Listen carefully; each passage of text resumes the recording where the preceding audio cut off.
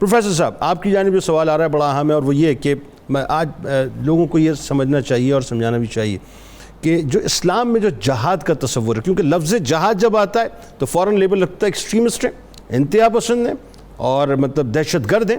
تو یہ جو اسلام میں جہاد کا ایکچوئل جو تصور ہے وہ ذرا بتائیے. دوسرا، مسلمانوں کو کن کن مواقعوں پر اوفینسو ہونا چاہیے اور کن کن مواقعوں پر ان کو ڈیفینسو ہونا چاہیے؟ دو باتیں، دو مختلف. جی دیکھیے، جہاد کی آپ نے بات کی تو جہاد کا تو لغوی معنی ہے جد و جہد کرنا، ٹھیک ہے، اور اصطلاحی معنی اس کا یہ ہے کہ اللہ کی راہ میں دین حق کی طرف لوگوں کو دعوت دینا. درست. اب یہ اسلام جو ہے، یہ اسلام کا معنی بھی سلامتی ہے، سلامتی چاہنا، سلامتی کا فروغ اور سلامتی پرووائڈ کرنا. اسلام کسی بھی جنید صاحب فرد ہے، قوم ہے، ملت ہے، مذہب ہے، سوسائٹی، معاشرہ کے خلاف معاندانہ یا مخاصمانہ رویہ کا قائل نہیں ہے، بلکہ یہ قوموں اور ملتوں کے درمیان اور بین المذاہب پر امن بقائے باہمی پر مشتمل ایک سوسائٹی تشکیل دینا چاہتا ہے. اب آپ دیکھیے کہ کن کن جہاں اگر اسلام نے جہاد کو قتال کے طور پر لیا ہے تو وہ بھی موسٹلی ڈیفینسو ہو کے لیا ہے. اور یہ جو اسلام کے اوپر ایک اعتراض کیا جاتا ہے کہ اسلام سپریڈ تھرو سوارڈ، کہ یہ تلوار کے ذریعے پھیلا ہے، تو it's totally wrong accusation against اسلام.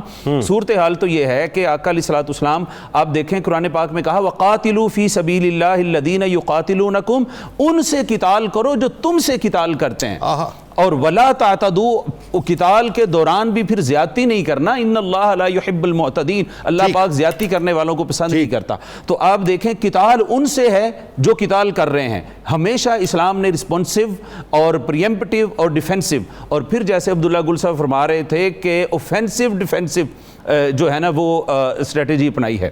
اس میں دوران قتال بھی آقا علیہ السلام نے منع فرمایا کہ دشمن کے بچوں کو، عورتوں کو، بوڑھوں کو نہیں مارنا، کاشتکاروں کو نہیں مارنا، تاجروں کو قتل نہیں کرنا، اسی طرح ان کی فصلوں کو اور املاک کو نقصان نہیں پہنچانا. آگے چلیں تو وہ جو پھر ایک ہے ڈیفنس، ایک ہے اوفینسو ڈیفنس جس کی ہم بات کر رہے ہیں کہ پیش بندی کے طور پر کارروائی کرنا، جیسے یہودیوں کے خلاف جو ہے غزوہ خیبر میں بنو مستلقہ کے خلاف، اور پھر بنو ندیر اور بنو قریظہ کے خلاف.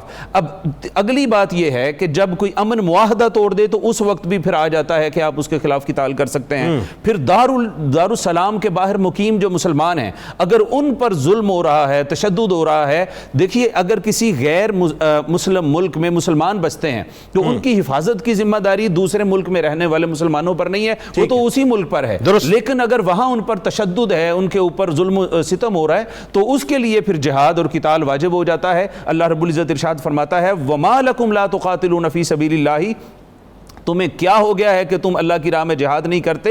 والمستضعفین من الرجال والنساء والولدان الذین یقولون ربنا اخرجنا من هذه القرية الظالم اهلها، کہ وہ جو مستضعفین کمزور لوگ ہیں، مرد ہیں، عورتیں ہیں، بوڑھے ہیں، بچے ہیں، وہ آوازیں دے رہے ہیں کہ میرے مولا ہمارا کوئی مددگار پیدا کرتے، ربنا یجعل لنا نصیرا. تو یہاں ایک بڑی اہم ترین بات میں عرض کرنا چاہتا ہوں اپنے آڈینس کے لیے کہ اسلام کا جو تصور مملکت ہے وہ صرف ایک خطہ تک محدود نہیں ہے. ہر ملک ملک باعث، ہر ملک مسلمانوں کا ملک ہے، چونکہ ہر ملک ملک خدا است، ہر ملک.